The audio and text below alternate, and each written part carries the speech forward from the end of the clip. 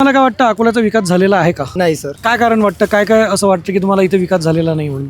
विकास न झाल्याचं कारण सर इथली अर्थव्यवस्था जी आहे ती व्यवस्थित नाही आहे सर. यामुळे काय काय काय काय समस्या जाणवतात तुम्हाला? समस्या इथं सर ट्राफिक्स आणि मेन म्हणजे तर जे सिटी आहे जागेवर थांबलेली आहे.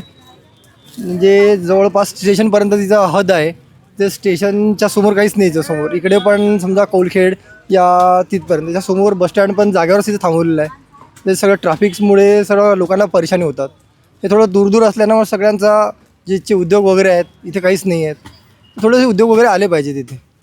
रोजगाराचा मोठा प्रश्न वाटतो तुम्हाला? सर्वात मोठा प्रश्न आहे. आता सर्वांची गोष्ट घ्या, असं एक मिडल क्लास माणूस यांना आज व्यवसाय यामधनं या जॉब तर आहेच नाहीत. जॉबसाठी सर्वात मोठा प्रश्न आहे इथे. इथून लोक पुण्याला मुंबईला या सिटी सगळीकडे जात आहेत. तर या कारणाने थोडं थांबलेलं आहे सर्व.